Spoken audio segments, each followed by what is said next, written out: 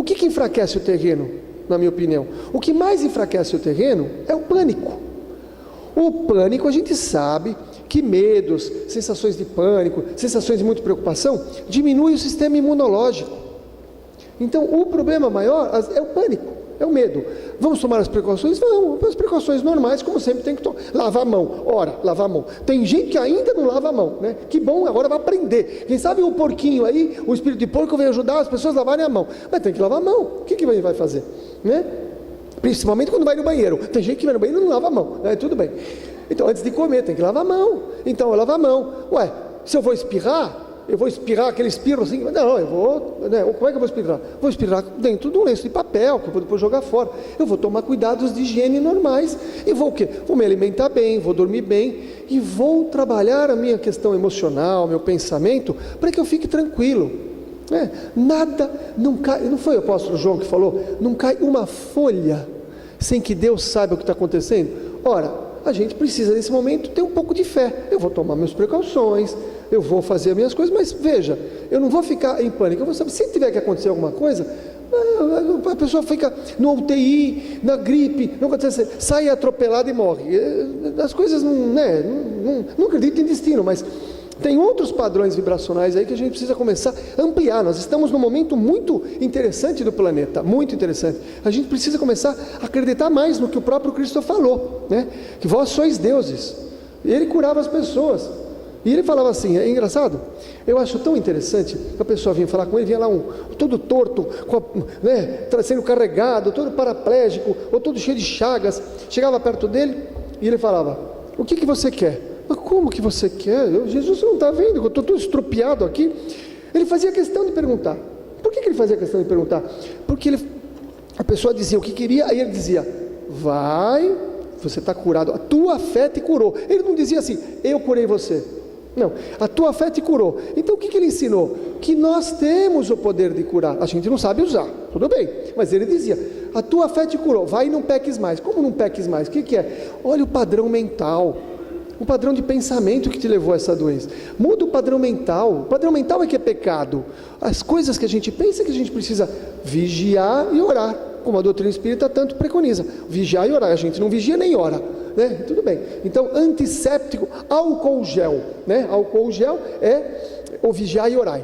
Se vigiar e orar é uma boa prevenção para não ser espírito de porco, porque desencarnar com gripe suína é espírito de porco. Olha que interessante. A razão, às vezes, não atrapalha um pouco a fé num tratamento de cura? Como conciliar a fé e a razão quando se adoece? Essa pergunta é fantástica. Por quê? Porque a doutrina espírita foi a doutrina que me encantou. Eu sou encantado pela doutrina espírita porque justamente fala da fé raciocinada. Qualquer coisa, você quer entender um milagre de Jesus? Tem como explicar. Ele trabalhava o quê? Ele trabalhava quanticamente. Ele trabalhava com energia, ele trabalhava no perispírito. Nós somos espíritos que temos uma roupa de carne, mas nós temos energia. Isso tudo é explicado pela física quântica. Tem muita gente aí curando de vários aspectos, mas tem explicação. Então essa coisa de, eu tenho que ter uma fé, acreditar cegamente. Não, a nossa doutrina, pelo menos a nossa doutrina, não, que tem muita gente que tem fé cega e se cura, tudo bem. Mas no caso vamos usar a fé raciocinada. Como é que pode se proceder uma cura? Ora, eu tive um pensamento, uma emoção, um sentimento, um padrão vibratório que me levou à doença. Da onde? Alterou o meu corpo perispiritual, que é o meu corpo energético, do meu corpo perispiritual, chegou no meu corpo físico, no meu corpo orgânico.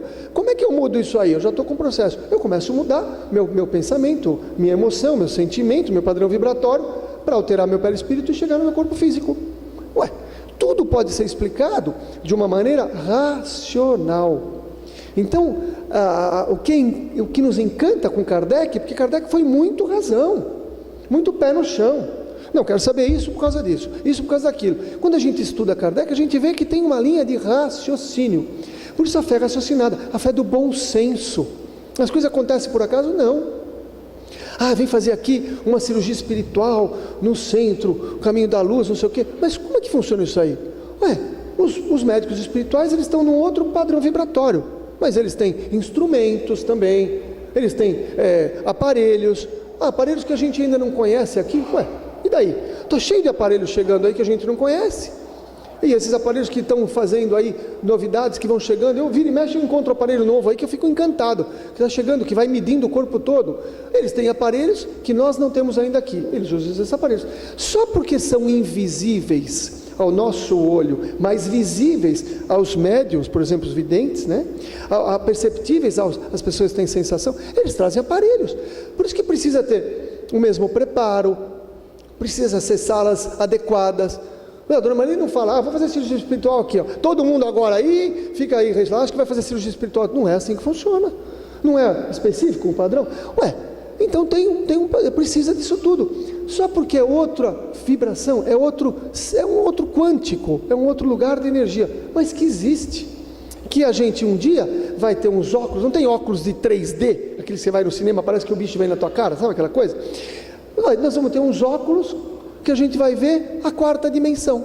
A gente põe o óculos e vê os espíritos trabalhando, conversando com a gente, vai tudo normal, vai ser tudo. É impossível? Não, é só uma questão de tempo para a Terra poder conseguir essas situações. Então, para mim, isso é natural. A razão, aliás, ajuda a pessoa a se curar, porque ela vai buscar a necessidade de fazer a mudança interna. Por que tem muita gente que vem fazer cirurgia espiritual, vem aqui, vem no outro centro, vai no outro lugar, vai num monte de lugar, e não se cura, não se cura? Porque tem a mudança interna. A cirurgia espiritual vem de encontro à mudança interna. Então os espíritos vêm, eles têm boa vontade, eles fazem a parte perispiritual, a parte energética do corpo, mas a pessoa precisa fazer a mudança interna. Por isso que o Cristo dizia, a tua fé te curou, vai e não peques mais. Quer dizer, muda teu padrão vibratório, que te levou à doença. Ué, se eu não tenho um entendimento, o que me levou à doença, se eu não paro para pensar, se eu não olho a carta que o carteiro me trouxe, eu vou receber outra carta, porque eu tenho que dar respostas à carta. Então eu vou continuar vindo. Então eu tenho um problema aqui, porque eu ainda não respondi a carta, ainda não identifiquei. E existe assim, quando eu identifico, isso pode mudar de uma hora para outra. Gostaria de saber qual a visão espírita em relação à pílula do dia seguinte. A visão da doutrina espírita é o seguinte: em que momento existe a encarnação? Segundo o André Luiz, é no momento da nidação. Nidação é onde houve já o encontro do espermatozoide com o óvulo, eles vão lá no útero e entra ali no útero, na parte do endométrio, e ali o espírito entra ali. Depois que existe a nidação, depois que existe já essa união e o espírito está ali, já existe um ser encarnado naquele momento. Portanto, qualquer coisa que se faça para não dar seguimento à vida depois desse sentido é considerado abortivo. Abortivo é considerado assassinato. Mas veja, a doutrina espírita tem essa visão. Já tem um espírito encarnado, ele já está lá, o espírito vai sentir que vão tirar ele à força.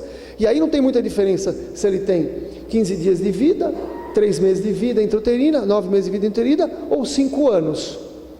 Não tem diferença, você está tirando uma vida. Tirando uma vida é considerado um aborto. Então, a pílula do dia seguinte, ela entra nesse aspecto. Já existe ali a nidação, a encarnação. Esse é o que eu sei. Então podemos até discutir se tem outras visões, mas essa é o que eu sei. A minha pergunta é o seguinte: por que será que às vezes vamos a algum lugar pela primeira vez e parece que lá já estivemos?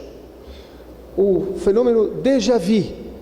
O déjà vu é muito comum, né? Acho que todo mundo aqui já teve a experiência, vai no lugar e fala, nossa, ou mesmo uma sensação, né? Parece que acontece uma situação, fala, nossa, parece que eu já estive aqui, parece que eu vivi aqui, parece que já, né, eu estava nesse lugar. Aí a gente até para e fica olhando para saber o que vai acontecer, porque a gente já sabe, né? Fala, será que vai acontecer mesmo aquilo? Então, quando é lugares, a gente já pode ter ido lá, ou no momento anterior, numa encarnação anterior. Eu lembro do Dr. Reinaldo contando que uma vez ele foi a Minas Gerais, acho que foi fazer uma palestra em Ouro Preto, um lugar desses aí, e ele, quando chegou lá, ele olhou e falou, agora a gente vai virar aqui à direita, depois vamos em frente, vira à esquerda é a igreja, vira...